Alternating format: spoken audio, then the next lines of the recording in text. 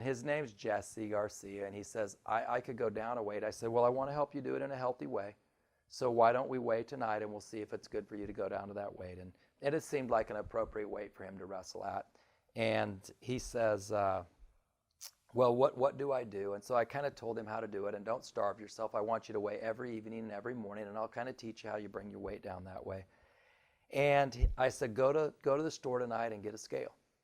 And then we'll match it to the school scale so you kind of can check at home. And he gave me a funny look.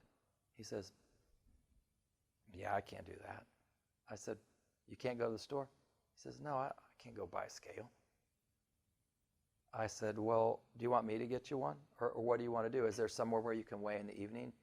He says, yeah, I live by the health clinic. I could weigh there. But now my radar's coming on, and I'm starting to watch this kid a little closer. Like, he traveled with the junior varsity. I traveled with the varsity. I knew him but didn't know him well. We get to the first tournament time, and I said, you know, we weigh in at 5:30, so you got to be on weight, and we got to drive to the tournament. He says, yeah, I know. I said, don't be late. I know. And be on weight. I know. So we're weighing in. I weigh in the team. I've got my athletic director there weighing in the team, and he's not there. We're starting to get pretty worried about him, and about 25 minutes late, he comes running in. I said, Jesse, we got to go. He says, sorry, Coach, sorry. At the tournament, I said to him, Jesse, do you think you could stay with Coach or I next week before the tournament? Like, maybe ask your folks?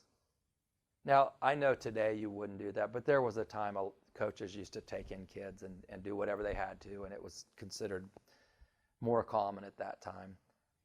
He says, I'll ask. He came to school the next week, and he said, my mom says I could stay with one of you guys. I said, okay, well, Coach Treaster will keep you first, and then I'll keep you the next time. He stays with Coach. He comes to the weigh-ins. He's on weight. We make it. We go to the tournament, and we get to the tournament, and Coach says, you won't believe what Jesse told me last night. I said, what's that? He said, he told me it's the first time he slept in a bed. Wow. So one night I said, Jesse, I'm going to give you a ride home. He says, all right. I drove him up to one of the worst-looking trailers I'd ever seen. There were buckets on the porch, and I was young and naive, and I said, why do you have all those buckets on your porch? If the water's off, we can borrow from the neighbors. A real interesting thing happened shortly before that. I told him, you got to practice on Saturdays. He said, yeah, I can't. I said, Jesse, you're on varsity. You have to practice on Saturdays. He says, Coach, you don't understand. I have a job. And I have to go. I can only get off of my work for meets. I said, when do you go to work? He says, I go at 8. I said, when do you get off? He says, I usually work 12 hours. So he's also working all these hours. I said, well, you and I are going to practice at 7, and then you can go to work. He said, all right. I said, be here? Yes, sir. Cold Kansas morning, the wind was blowing. I pull into the parking lot. I see the tracks, so I know he just got there in his car.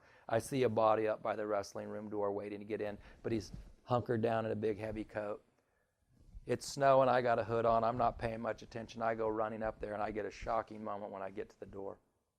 I get to the door, and I notice under that big, heavy coat, he's got a little baby, in his other hand a diaper bag and a playpen. He said, I forgot to tell you I have my daughter on weekends. I said, let's go inside. I didn't know you had a daughter. I said, what do you want to do? He said, I brought her playpen so I can practice.